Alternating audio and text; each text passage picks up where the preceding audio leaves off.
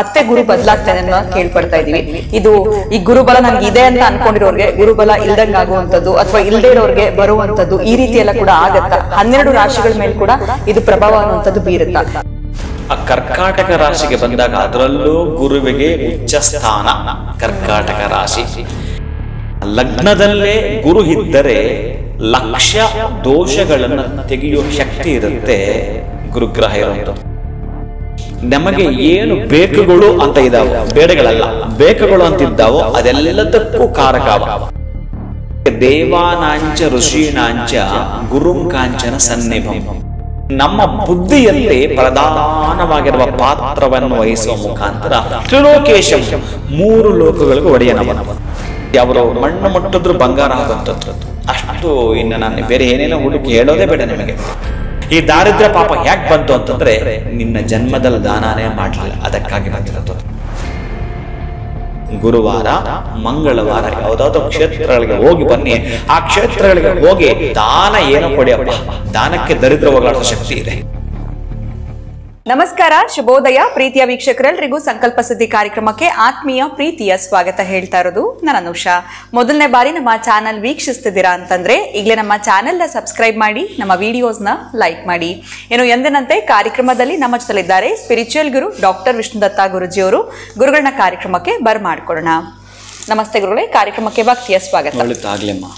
ಗುರುಗಳೇ, ಈ ಒಂದು ಗುರುಗ್ರಹ ಬದಲಾವಣೆ ಕುರಿತಾಗಿ ನಾವು ಸಾಕಷ್ಟು ದಿನಗಳ ಹಿಂದೆ, ಸಾಕಷ್ಟು ತಿಂಗಳುಗಳ ಹಿಂದೆ ಮಾತಾಡಿದ್ವಿ. ಆದರೆ ಈಗ ಮತ್ತೆ ಗುರು ಬದಲಾಗ್ತಾನೆ ಅನ್ನೋ ಕೇಳ್ಪಡ್ತಾ ಇದೀವಿ. ಇದು ಈ ಗುರುಬಲ ನನ್ಗೆ ಇದೆ ಅಂತ ಅನ್ಕೊಂಡಿರೋರ್ಗೆ ಗುರುಬಲ ಇಲ್ದಂಗ್ ಆಗುವಂಥದ್ದು ಅಥವಾ ಇಲ್ದೇ ಇರೋರ್ಗೆ ಬರುವಂಥದ್ದು ಈ ರೀತಿ ಎಲ್ಲ ಕೂಡ ಆಗತ್ತಾ? 12 ರಾಶಿಗಳ ಮೇಲೆ ಕೂಡ ಇದು ಪ್ರಭಾವ ಅನ್ನುವಂಥದ್ದು ಬೀರುತ್ತಾ? ಸದ್ಯಕ್ಕೆ ಮಿಥುನ ರಾಶಿನಲ್ಲಿ ಗುರು ಇದೆ ಅನ್ನುವಂಥದ್ದು ಗೊತ್ತು. ಅದು ಕರ್ಕಾಟಕ ರಾಶಿಗೆ ಪ್ರವೇಶ ಆಗ್ತಾ ಇದೆ ಅನ್ನೋದನ್ನ ನಾನು ಆಲ್ರೆಡಿ ನೋಡ್ತಾ ಇದ್ದೀನಿ. ಇದು ಸರಿನಾ? ಸೊ ಹೇಗೆ ಇದರ ಒಂದು ಎಫೆಕ್ಟ್ಸ್ ನಮಗೆ ಇರುತ್ತೆ, ಇದ್ರ ಬಗ್ಗೆ ಸ್ವಲ್ಪ ತಿಳಿಸ್ಕೊಟ್ರೆ ಅನುಕೂಲ ಆಗುತ್ತೆ ಗುರುಗಳು. ಓಂ ವಿಶ್ವಸ್ಮೈ ನಮಃ. ಪ್ರೀತಿಯ ಬಂಧುಗಳೇ, ಈಗಾಗಲೇ ಈ ಒಂದು ಮೀಡಿಯಾ ಬಂದ ಮೇಲೆ ಒಂದಷ್ಟು ಜನ ಅದರ ಬಗ್ಗೆ ತಿಳ್ಕೊಂಡಿದ್ದಾರೆ, ಅವೇರ್ನೆಸ್ ಮೂಡಿದೆ. ಹೌದು, ಇದೇ ಬೇಕಾಗಿರೋದು. ಪಂಚಾಂಗ ಪ್ರತಿಯೊಬ್ಬರ ಮನೆಯಲ್ಲೂ ಇರಬೇಕು. ಯಾರೋ ಏನೋ ಹೇಳೋದಕ್ಕಿಂತಲೂ ನಾವೇ ಸ್ವಲ್ಪ ಅದನ್ನು ಕಲ್ತು ಬಿಟ್ರೆ, ಇದನ್ನ ಅತಿಸಾರ ಅಂತ ಕರೀತಾರೆ. ಅತಿಸಾರ ಇದು ಗುರುಗ್ರಹ ಮಿಥುನದಿಂದ ಕರ್ಕಾಟಕ ರಾಶಿಗೆ ಪ್ರವೇಶ ಮಾಡ್ತಿರೋದು ಕೆಲವೊಂದು ಪದ್ಧತಿಗಳ ಪ್ರಕಾರ. ಈಗಾಗಲೇ 3ನೇ ತಾರೀಕು ಕೆಲವೊಂದು ಪದ್ಧತಿ, ಇನ್ನು ಕೃಷ್ಣಮೂರ್ತಿ ಪದ್ಧತಿ ಅಂತ ಅಳವಡಿಸಿದ್ರಲ್ಲಿ ನಾವು ಗಮನಿಸೋದೇ. ಆದರೆ 18ನೇ ತಾರೀಕು ಕರ್ಕಾಟಕಕ್ಕೆ ಬರ್ತಾನವ. ಆ ಕರ್ಕಾಟಕ ರಾಶಿಗೆ ಬಂದಾಗ ಅದರಲ್ಲೂ ಗುರುವಿಗೆ ಉಚ್ಚ ಸ್ಥಾನ. ಕರ್ಕಾಟಕ ರಾಶಿ ಲಗ್ನದಲ್ಲಿ ನಾನು ಹೇಳ್ತಿರೋದು ಪ್ರೀತಿಯ ಬಂಧುಗಳೇ, ಚೆನ್ನಾಗಿ ಸ್ವಲ್ಪ ನೀವು ಗಮನಿಸಬೇಕಾಗತ್ತೆ. ಈ 12 ರಾಶಿಗಳಲ್ಲಿ ಯಾವ ಯಾವ ಗ್ರಹ ಎಲ್ಲಿ ಇದ್ದರೆ ಉಚ್ಚ, ಎಲ್ಲಿದ್ದರೆ ನೀಚ. ಉಚ್ಚ ಅಂದರೆ ಅತ್ಯಂತ ಅದ್ಭುತಗಳು ಜರುಗುವಂಥದ್ದು, ವಿಶೇಷವಾಗಿ ಯಾವಾಗಲೂ ಖುಷಿ ಖುಷಿಯಿಂದ ಇರುವಂಥದ್ದು, ಆನಂದವಾಗಿ ಪಾಪ್ಯುಲಾರಿಟಿಯಿಂದ ಒಂದು ದೊಡ್ಡ ಮಟ್ಟದ ಹುದ್ದೆಯನ್ನು ಅಲಂಕರಿಸುವಂಥದ್ದು, ಗ್ರೀನ್ ಪೆನ್ ಸಿಗ್ನೇಚರ್. ಯಾರಾದರೂ ಈಗ ಈ 2 ತಿಂಗಳಲ್ಲಿ ಅಂದರೆ ಈ ಅಕ್ಟೋಬರ್ 18ರಿಂದ ನವಂಬರ್, ಡಿಸೆಂಬರ್ 5ನೇ ತಾರೀಕು ತನಕ ಯಾವ ಮಕ್ಕಳು ಹುಟ್ಟುತ್ತಾರೋ ಬಹುಶಃ ಆ ಮಕ್ಕಳದ್ದೇನಾದರೂ ಲಗ್ನ ಕರ್ಕಾಟಕ ಲಗ್ನವೇ ಆದರೆ ಲಗ್ನದಲ್ಲೇ ಗುರು ಇದ್ದರೆ ಲಕ್ಷ ದೋಷಗಳನ್ನು ತೆಗೆಯುವ ಶಕ್ತಿ ಇರುತ್ತೆ.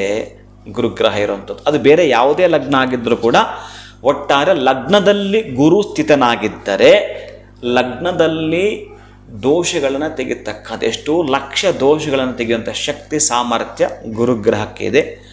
ಅದರಲ್ಲೂ ಗ್ರಹಗಳಲ್ಲೇ ಅತ್ಯಂತ ದೊಡ್ಡ ಗ್ರಹ, ಶುಭ ಗ್ರಹ. ನಮಗೆ ಏನು ಬೇಕುಗಳು ಅಂತ ಇದ್ದಾವೋ, ಬೇಡಗಳಲ್ಲ, ಬೇಕುಗಳು ಅಂತಿದ್ದಾವೋ ಅದೆಲ್ಲದಕ್ಕೂ ಕಾರಕವ, ಹೆಚ್ಚು ಕಡಿಮೆ ಕಾರಕವ. ಎಲ್ಲವೂ ನಮಗೆ ಶುಭ ಜರುಗಬೇಕು, ಆನಂದಕ್ಕೂ ಸಂತೋಷಕ್ಕೂ, ಹಣ ಬರೋದಕ್ಕೂ, ಮಕ್ಕಳಾಗೋದಕ್ಕೂ, ಮದುವೆ ಆಗೋದಕ್ಕೂ, ಮನೆ ಕಟ್ಟೋದಕ್ಕೂ, ಮುಹೂರ್ತ ನೋಡೋದಕ್ಕೂ, ಎಲ್ಲದಕ್ಕೂ ಗುರು ಗುರು ಗುರು ಗುರು. ಇಂತಹ ಬೃಹಸ್ಪತಿ, ಅದಕ್ಕೆ ದೇವಾನಾಂಚ ಋಷೀಣಾಂಚ ಗುರುಂ ಕಾಂಚನ ಸನ್ನಿಭಂ ಬುದ್ಧಿಭೂತಂ ತ್ರಿಲೋಕೇಶಂ ತಂ ನಮಾಮಿ ಬೃಹಸ್ಪತಿ. ನಮ್ಮ ಬುದ್ಧಿಯಲ್ಲಿ ಪ್ರಧಾನವಾಗಿರುವ ಪಾತ್ರವನ್ನು ವಹಿಸುವ ಮುಖಾಂತರ ತ್ರಿಲೋಕೇಶಂ 3 ಲೋಕಗಳಿಗೂ ಒಡೆಯನವನು. ಅಂತಹ ಅದ್ಭುತವಾಗಿರತಕ್ಕಂತಹ ಬೇರೆ ಲಗ್ನದಲ್ಲಿ ಇದ್ದರೇನೆ ಅವ ಲಕ್ಷ ದೋಷಗಳನ್ನು ತೆಗೆದು ನಿಮಗೆ ಅತ್ಯಂತ ಶುಭವನ್ನು ಉಂಟು ಮಾಡ್ತೀವಿ. ಇನ್ಯಾವುದು ಹೇಗಾದ್ರೂ ಇದ್ಕೊಳ್ಳಿರಿ, ಗುರು ಒಬ್ಬ ಲಗ್ನದಲ್ಲಿ ಇದ್ದಾನಂತಂದರೆ ಕಟ್ಟಿಟ್ಟ ಬುತ್ತಿ ನೀ ಯಾವತ್ತೋ ಒಂದು ದಿನ ಅತ್ಯಂತ ಪರಮಾದ್ಭುತವಾಗಿರೋ ಅದೃಷ್ಟವನ್ನು ಹೊಡಿತೀರಿ. ಯಾರು ಏನು ಹೇಳ್ತಾರೆ ಏನು ಕೇಳಿಸ್ಕೊಬಿಟ್ಟು. ಸೊ ಯಾವುದೇ ರೀತಿ ದೋಷ ಇರೋದಿಲ್ಲ, ಯಾವ ದೋಷಗಳು ಇರಲ್ಲ. ಇದ್ದರೂ ಅದನ್ನು ಅಲ್ಲಿಗಲ್ಲಿಗೆ ಡಿಲೀಟ್ ಮಾಡ್ತಿರ್ತಾನೆ. ಈಗ ಮೂಗು ಅಂದ್ಮೇಲೆ ನೆಗಡಿ ಬರುತ್ತೆ, ಸಣ್ಣ ಪುಟ್ಟ ಕಷ್ಟ ಬರುತ್ತವೆ, ನೀವು ಎದುರಬೇಕಾಗಿಲ್ಲ ಅಂತ. ಗುರು ಲಗ್ನದಲ್ಲಿದ್ದಾನೆ ಅಂತಂದ್ರೆ ಯಾವುದಾದ್ರೂ ಲಗ್ನ, ಇನ್ನು ಅದರಲ್ಲೇನಾದ್ರೂ ಕರ್ಕಾಟಕ ಲಗ್ನ ಅಂತಂದ್ರೆ, ಕರ್ಕಾಟಕ ರಾಶಿ ಅಂತಂದರೆ ಆ ಒಂದು ಗುರುಗ್ರಹಕ್ಕೆ ಉಚ್ಚ ಸ್ಥಾನ ಅತ್ಯಂತ ಅದ್ಭುತವಾಗಿರ್ತಕ್ಕಂತಹದ್ದು. ಹೇಗಿರುತ್ತೆ ಅವರು ಅಂತಂದರೆ ಎಲ್ಲದರಲ್ಲೂ ಕೂಡ ಅದ್ವಿತೀಯ. ಅವರು ಮಣ್ಣು ಮುಟ್ಟಿದ್ರು ಬಂಗಾರ ಆಗುವಂಥದ್ದು. ಅಷ್ಟು ಇನ್ನು ನಾನು ಬೇರೆ ಏನೇನೋ ಹುಡುಕಿ ಹೇಳೋದೇ ಬೇಡ ನಿಮಗೆ, ಅಷ್ಟು ಅದ್ಭುತವಾಗಿರ್ತಕ್ಕಂಥದ್ದು. ಈಗ ಹುಟ್ಟುವಂಥ ಮಕ್ಕಳು ಈ ಅಕ್ಟೋಬರ್ ನವೆಂಬರಲ್ಲಿ ಲಗ್ನ ಯಾವುದಾದ್ರೂ ಆದರೂ ಕೂಡ ಒಟ್ಟಾರೆ ಮಹಾನುಭಾವನಾಗಿರ್ತಕ್ಕಂಥ ಗುರು ಉಚ್ಚ ಸ್ಥಾನದಲ್ಲಿ ಇದ್ದಾನೆ. ಇನ್ನೂ ಅದ್ಭುತ ನೀವು ಕೇಳಿದ್ದಿದೆಯಲ್ಲ, ಇನ್ನೂ ಅದ್ಭುತ, ಬಹಳ ವಿಶೇಷವಾಗಿರುತ್ತೆ. ಹಾಗಾಗಿ ಗುರು ಇಲ್ಲಿ ಸ್ಥಾನ ಪಲ್ಲಟ ಅತಿಸಾರ. ಯಾವಾಗಲೂ ಅಷ್ಟೇ ಇಲ್ಲಿ ಸ್ವಲ್ಪ ನೀವು ಈ 12 ರಾಶಿಗಳು ಗಮನಿಸಲೇಬೇಕಾಗಿರುವಂಥದ್ದು. ಬಹುಶಃ ನಾನು ಎಚ್ಚೆತ್ಕೋಬೇಕಾಗಿತ್ತು. ಅರೆ ನಾನು ತಪ್ಪು ಮಾಡಿಬಿಟ್ಟೆ, ಅರೆ ನಾನು ಜ್ಞಾಪಕ ಬಂತು ನನಗೆ, ಈ 2 ಕ್ವಶನ್ಗೆ ಆನ್ಸರ್ ಮಾಡಬೇಕು ಅಂತ ಜ್ಞಾಪಕ ಬಂತು, ಅಷ್ಟರ ಹೊತ್ತಿಗೆ ಟೈಮ್ ಮುಗಿದೋಗಿತ್ತು ಅನ್ನೋರಿಗೆಲ್ಲ ಒಂದು ಅವಕಾಶ ಕೊಡ್ತಾನೆ. ಮತ್ತೂ ನಿಮ್ಗೊಂದು ಅವಕಾಶ. ಯಾರಿಗೆ ಗುರುಬಲ ಇರಲಿಲ್ಲವೋ ಇಷ್ಟು ದಿನಗಳ ಕಾಲ ಅವರೆಲ್ಲರಿಗೂ ಅದ್ಭುತವಾಗಿರುವಂಥದ್ದು. ತುಂಬ ತುಂಬ ತುಂಬ ಚೆನ್ನಾಗಿರುತ್ತೆ. ಆದರೆ ಬರೀ 2 ತಿಂಗಳು ಅಷ್ಟೇ ಅಲ್ವಾ? 2 ತಿಂಗಳಿಗಿಂತ ಸ್ವಲ್ಪ ಜಾಸ್ತಿ, ಒಂದು 48 ದಿನ, 46-48 ದಿನ ಲೆಕ್ಕ ತಗೊಳ್ಳೋದು ಸಾಕು. ಅವನ ಒಂದು ಓರೆ ನೋಟ ಬೀರ್ಲಿಕ್ಕೆ ಸಾಕಷ್ಟು. ಬಹುಶಃ ಅಷ್ಟರಲ್ಲೇ ಬಹಳ ಅದ್ಭುತಗಳು ಜರುಗಿ ಬಿಡ್ತವೆ. ಬಹಳ ಖುಷಿ ಆಗಿಬಿಡುತ್ತೆ ನಿಮಗೆ. ಅರೆ ನಾನು ಮಾಡ್ಕೋಬೇಕಾಗಿತ್ತು ಆವಾಗ, ಅರೆ ನಾನು ಎಚ್ಚೆತ್ಕೋಬೇಕಾಗಿತ್ತು ಅನ್ನೋವರಿಗೆ ಒಂದು ಸುವರ್ಣಾವಕಾಶವನ್ನು ಕೊಡ್ತಾನೆ. ಅತ್ಯಂತ ಪ್ರಭಾವ ಬೀರುವಂಥದ್ದು ಈ ಅತಿಸಾರಕ್ಕೆ ಬಂದಾಗ. ಒಳಿತು ಹೌದು, ಕೆಡುಕು ಹೌದು.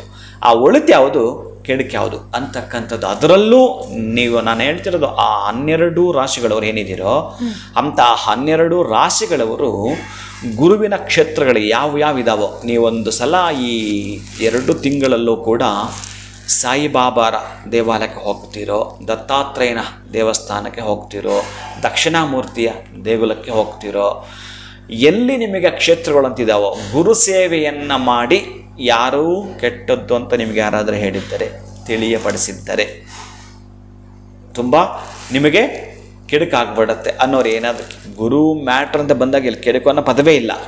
ಆದರೆ ಅವನು ಕೆಲವೊಬ್ಬರಿಗೆ ವಿಶೇಷತೆಯನ್ನು ಕೊಡ್ತಾನೆ, ಕೆಲವೊಬ್ಬರಿಗೆ ತುಂಬ. ಈಗ ನೀವು ಯಾವುದನ್ನು ಎಷ್ಟರ ಮಟ್ಟಿಗೆ ಪ್ರೀತಿಸ್ತೀರೋ ಅದರಲ್ಲಿ ಒಂದಕ್ಕೆ ಎಕ್ಸ್ಟ್ರಾ ಕೊಡ್ತೀರಲ್ಲ, ಒಂದು ವಿಶೇಷತೆ ಕೊಡ್ತೀರಲ್ಲ, ಅಂತಹ ವಿಶೇಷತೆಗಳು ಯಾವುವು ಅಂತ ಜರುಗಲಿಕ್ಕೆ ಇರತಕ್ಕಂತಹದ್ದು ಈ ಅತಿಸಾರಕ್ಕೆ. ಅದು ಕರ್ಕಾಟಕ ರಾಶಿಗೆ ಅವನದು ಉಚ್ಚಸ್ಥಾನವಾಗಿರತಕ್ಕಂಥ ಕ್ಷೇತ್ರಕ್ಕೆ ಅವ ಬಂದಾಗ ಅಂದರೆ ಅವನಿಗೊಂದು ಅಧಿಕಾರ ಬಂತು ಅಂತ. ನಿಮ್ಮ ಮನೇಲಿ ಯಾರೋ ಒಬ್ಬರಿಗೆ ಅಧಿಕಾರ ಬಂದರೆ ಹೇಗಿರುತ್ತೆ ನಿಮಗೆ ಹೇಳಿ? ಯಾರೊಬ್ಬ ಮಿನಿಸ್ಟರ್ ಆದ ಮಗ ಮಿನಿಸ್ಟರ್ ಆದರೆ ಹೇಗಿರುತ್ತೆ ಹೇಳಿ?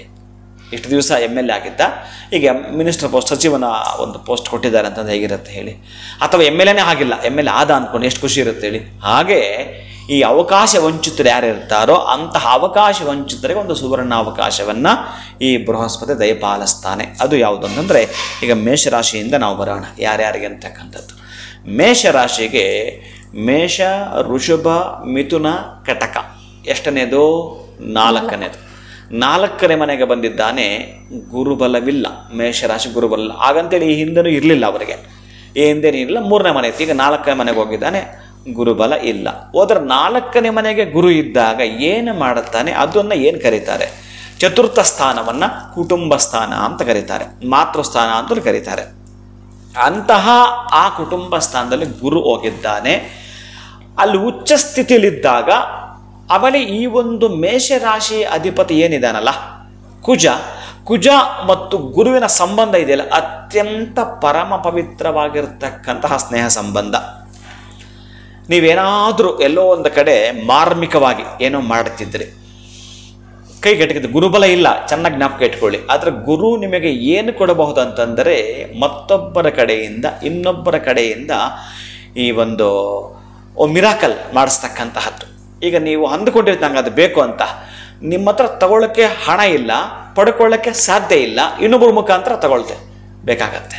ನಂಗೆ ತುಂಬ ಇಷ್ಟಪ್ಪ ಮಾವಿನಕಾಯಿ. ಈಗ ಮಾವಿನಕಾಯಿ ಕಾಲ ಅಲ್ಲ ಅಂದರೂ ಕೂಡ ನೀವು ಅಂತಿರ್ತೀರಿ, ಬಹುಶಃ ಯಾರೋ ನಿಮ್ಮ ಮಿತ್ರರು ಅವರಿಗೆ ತೆಗೆದುಕೊಂಡು ಹೋಗಲಿಕ್ಕೆ ವ್ಯವಸ್ಥೆ ಮಾಡಿಕೊಂಡಿರ್ತಾರೆ. ಒಟ್ಟಾರೆ ಈಗಲೂ ಮಾರ್ಕೆಟಲ್ಲಿ ಸಿಗುತ್ತೆ, ನಿಮಗೆ ಬೇಕು ಅಂತ ಸಿಗ್ತವೆ. ಒಟ್ಟಾರೆ ಅವನಿಂದ ನೀವು ಪಡ್ಕೊಳ್ತೀರಿ. ಹೀಗೆ ಗುರು ನಿಮಗೆ ಅನುಗ್ರಹ ಮಾಡುತ್ತಾನೆ. ಅತ್ಯಂತ ಪ್ರೀತಿಯಿಂದ ನೀವು ಅವನನ್ನು ಕೊಂಡಾಡಿದಾಗ ಅವನಿಗೆ ಸಂಬಂಧಪಟ್ಟ ಗುರು ರಕ್ಷಾ ಕವಚವಾಗಿರತಕ್ಕಂತಹ ಮಂತ್ರಗಳನ್ನು ನೀವು ಹೇಳ್ಕೊಳ್ಳುವಂಥದ್ದು, ಅಥವಾ ಗುರುವಿನ ಕ್ಷೇತ್ರಗಳಿಗೆ ಹೋಗಿ ಬರತಕ್ಕಂತಹದ್ದು. ಮೇಷರಾಶಿಯವರು ತಮಿಳುನಾಡಲ್ಲಿ ಅದಕ್ಕೆ ಸಂಬಂಧಪಟ್ಟ ದೇವಸ್ಥಾನಗಳು ಬಹಳ ಇದ್ದಾವೆ, ಗುರುವಿನ ಕ್ಷೇತ್ರಗಳು ಬಹಳ ಇದ್ದಾವೆ. ನೀವೇನಾದರೂ ಹೋಗ್ತೀನಿ ಅಂತಂದರೆ ನೀವು ಮಂಗಳವಾರ, ಗುರುವಾರ, ಭಾನುವಾರ ಈ 3 ದಿನಗಳು ಆಯ್ಕೆ ಮಾಡಿಕೊಂಡು ಮೇಷರಾಶಿಯವರು ಗಾಣಗಾಪುರ ಹೋಗ್ತಿರೋ, ಶಿರಡಿಗೆ ಹೋಗ್ತಿರೋ, ಅಥವಾ ನೀವು ದಕ್ಷಿಣಾಮೂರ್ತಿಯ ಕ್ಷೇತ್ರಗಳಿಗೆ ಹೋಗಿ ಬರ್ತಿರೋ ಅತ್ಯಂತ ಶುಭವನ್ನು ನೀವು ಕಾಣ್ತೀರಿ. ಈ 3ನೇ ಮನೆಗೆ ಹೋದಾಗ ನಿಮ್ಮ ಅಣ್ಣ ತಮ್ಮಂದ್ರಲ್ಲಿ ಹುಡುಕು ಮೂಡಿತ್ತು, ಆ ತರಹದಿದ್ದಾಗ ಒಂದು ಎನ್ಕ್ಯಾಶ್ ಮಾಡ್ಕೊಳ್ತೀರಿ. ಏನು ಮಾಡ್ಕೊಳ್ತೀರಿ? ನಿಮ್ಮ ತಂದೆ, ನಿಮ್ಮ ತಾಯಿಯನ್ನು, ಅದರಲ್ಲೂ ತಾಯಿ ಕಡೆಯಿಂದ ನೀವು ಓಲೈಕೆ ಮಾಡಿಕೊಂಡ್ರೆ, ತಾಯಿಯನ್ನು ಓಲೈಸಿದರೆ, ತಾಯಿಯನ್ನು ಪ್ರೀತಿಯಿಂದ ಮಾತನಾಡಿಸಿದರೆ, ತಾಯಿ ಹಾಕಿ ಒಪ್ಕೊಂಡ್ರೆ ನಿಮ್ಮ ಕುಟುಂಬದ ಅಷ್ಟು ಕಷ್ಟಗಳ ನಿವಾರಣೆ ಆದೀತು. ತಾಯಿ ಸಿಗ್ನೇಚರ್ ಹಾಕಬೇಕು. ಅಂತಹ ತಾಯಿಯ ಪಾದವನ್ನೇ ನೀವು ಹಿಡಿಯಬೇಕು. ಚತುರ್ಥಕ್ಕೆ ಗುರು ಬಂದಾಗ ಮೇಷರಾಶಿಯವರಿಗೆ ಅಂದ್ರೆ ಈ ಮುಂಚೆನೂ ಇವರಿಗೆ ಗುರುಬಲ ಇಲ್ಲದೆ ಇದ್ದಿದ್ರಿಂದ ಸೊ ಅಷ್ಟು ಎಫೆಕ್ಟ್ ಏನೂ ಇರೋದಿಲ್ಲ ಅನ್ಸುತ್ತೆ ಅಲ್ವಾ ಗುರುಗಳೇ? ಬಿಕಾಸ್ ಮುಂಚೆನೂ ಇರಲಿಲ್ಲ, ಈಗಲೂ ಇಲ್ಲ. ಮುಂಚೆ ಇರಲಿಲ್ಲ, ಈಗ ಒಂದು 2 ತಿಂಗಳು ಅಷ್ಟು ಪರವಾಗಿಲ್ಲ, ಸುಧಾರಿಸ್ಕೊಳ್ಬಹುದು. ಅದೇ ಹೇಳ್ತಾ ಇದ್ದೀನಲ್ಲ, ತಾಯಿ ಕಡೆಯಿಂದ ಗುರುಬಲ ಇವರು ನೇರವಾಗಿಲ್ಲ ಅಂದ್ರೂ ಕೂಡ ತಾಯಿ ಕಡೆಯಿಂದ, ಮಿತ್ರರ ಕಡೆಯಿಂದ ಒಂದು ಅಹವಾಲನ್ನ ಸ್ವೀಕರಿಸಬಹುದು. ಏನಾದರೂ ಒಂದು ಉಪಯೋಗ ಮಾಡಿಕೊಳ್ಳಬಹುದು. ಉಪಯೋಗ ಮಾಡಿಕೊಳ್ಳಲಿಕ್ಕೆ ಇನ್ನೊಬ್ಬರ ಸಹಾಯ ಸಿಗುತ್ತೆ. ಈ ಹಿಂದೆ ಇನ್ನೊಬ್ಬರ ಸಹಾಯ ಮಾಡಿದ್ರು ಆಗ್ತಿರ್ಲಿಲ್ಲ, ಈಗ ಇನ್ನೊಬ್ಬರ ಸಹಾಯ ಮಾಡಿದ್ರು. ಈಗ ಅಣ್ಣ ತಮ್ಮಂದರ ವ್ಯಾಜ್ಯಗಳಲ್ಲೇ ಈ ಹಿಂದೆ ಮುಖ್ಯ ಪಾತ್ರವನ್ನು ತಾಯಿ ವಹಿಸಿದರು, ಅಥವಾ ಅವರಿಬ್ಬರಿಗೂ ಮಧ್ಯವರ್ತಿಯಾಗಿ ಯಾರಾದರೂ ಒಬ್ಬರು ಬಂದರೂ ಕೂಡ ಆಗ್ತಿರ್ಲಿಲ್ಲ, ಒಪ್ಕೊಳ್ತಿರ್ಲಿಲ್ಲ, ಕಾಂಪ್ರಮೈಸ್ ಆಗ್ತಿರ್ಲಿಲ್ಲ. ಈಗ ಅದಕ್ಕೆ ಸಂಬಂಧಪಟ್ಟ ಹಾಗೆ ಒಂದು ಅನುವು ಮಾಡಿಕೊಡುತ್ತಾನೆ. ಈ ಹಿಂದೆ ಯಾರು ಒಪ್ಕೊಂಡಿಲ್ವೋ ಈ ಒಂದು ಅಕ್ಟೋಬರ್ 18 ನಂತರ ಅವರು ಕೂಡ ಬುದ್ಧಿಯಲ್ಲಿ ಚುರುಕಾಗ್ತಾರೆ. ನಾನು ಯಾಕೆ ಇದಕ್ಕೆ ತಡೆ ಒಡ್ಡಬೇಕು, ನಂದೆಷ್ಟು ಮಹಾಪಾತ್ರ ಇದೆ, ನಾನು ಮಾಡೋದು ಕರೆಕ್ಟ್ ಅಲ್ವಲ್ಲ ಅಂತ ಮನಸ್ಸಿಗೆ ಹಾಕ್ಕೊಂಡು ಅವನು ಒಪ್ಕೊಳ್ತಾನೆ.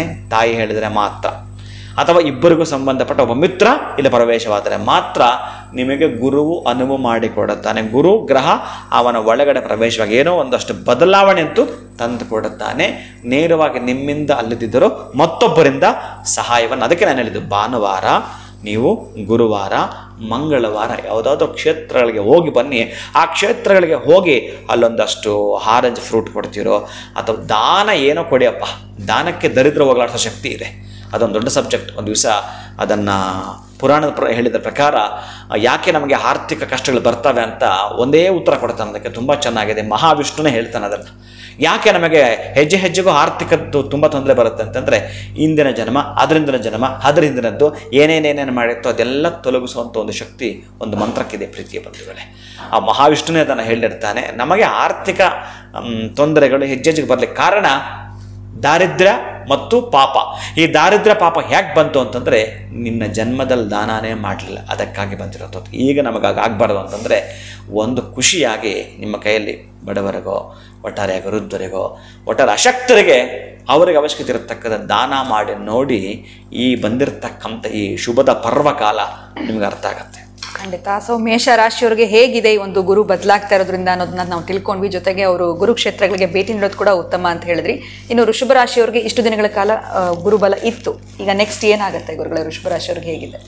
ಇನ್ನು ವೃಷಭ ರಾಶಿಯವರು ವೃಷಭ, ಮಿಥುನ, ಕಟಕ 3ನೇ ಮನೆ.